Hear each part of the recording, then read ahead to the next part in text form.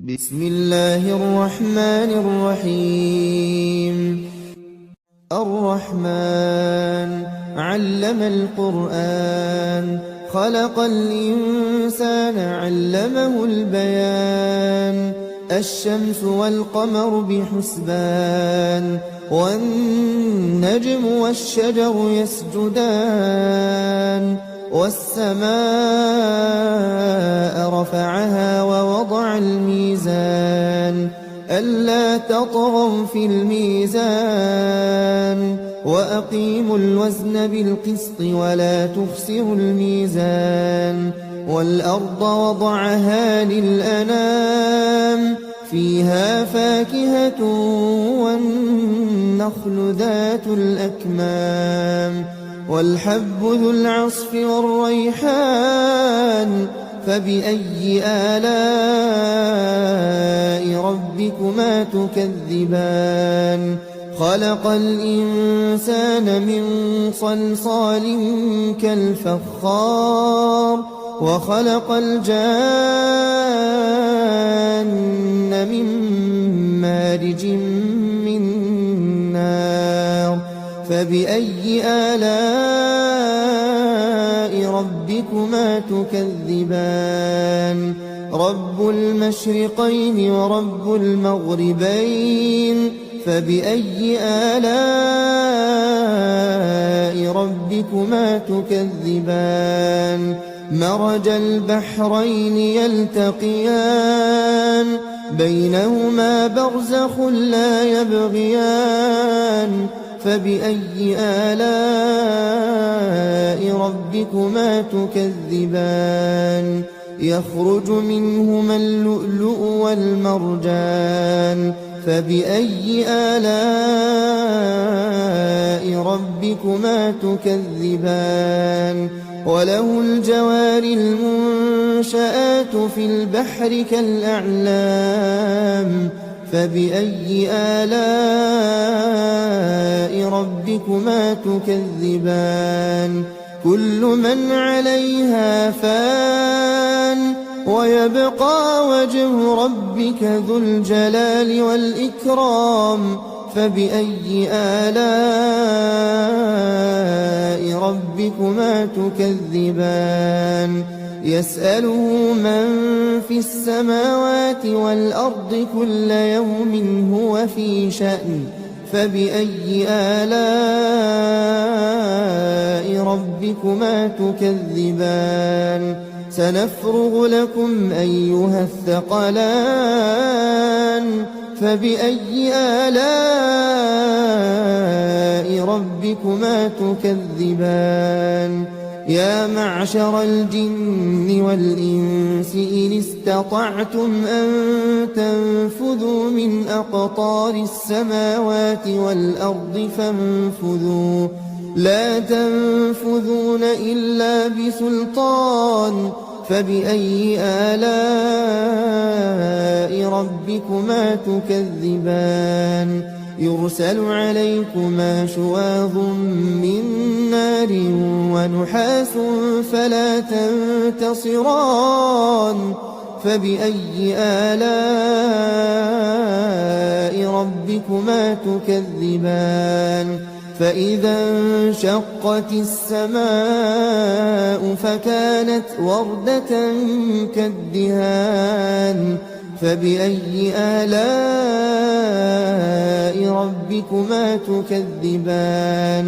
فيومئذ لا يسأل عن ذنبه إنس ولا جان. فبأي آلاء ربكما تكذبان. يعرف المجرمون بسيماهم فيؤخذ بالنواصي والأقدام. فبأي آلاء ربكما تكذبان. هذه جهنم التي يكذب بها المجرمون، يطوفون بينها وبين حميم آن. فبأي آلاء ربكما تكذبان ولمن خاف مقام ربه جنتان فبأي آلاء ربكما تكذبان ذواتا أفنان فبأي آلاء ربكما تكذبان فيهما عينان تجريان فبأي آلاء ربكما تكذبان فيهما من كل فاكهة زوجان فبأي آلاء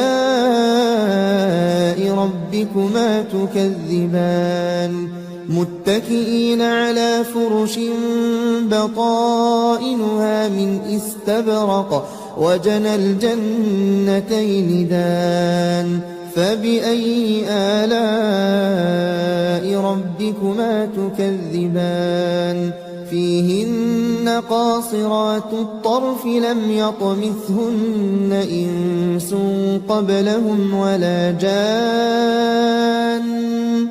فبأي آلاء ربكما تكذبان كأنهن الياقوت والمرجان فبأي آلاء ربكما تكذبان هل جزاء الإحسان إلا الإحسان فبأي آلاء ربكما تكذبان ومن دونهما جنتان فبأي آلاء ربكما تكذبان مدهامتان فبأي آلاء ربكما تكذبان فيهما عينان نضاختان فبأي آلاء ربكما تكذبان فيهما فاكهة ونخل ورمان فبأي آلاء ربكما تكذبان فيهن خيرات حسان فبأي آلاء ربكما تكذبان حور مقصورات في الخيام فبأي آلاء ربكما تكذبان لم يطمثهن إنس قبلهم ولا جان فبأي آلاء ربكما تكذبان متكئين على رفرف خضر وعبقري حسان فبأي آلاء ربكما تكذبان تبارك اسم ربك ذي الجلال والإكرام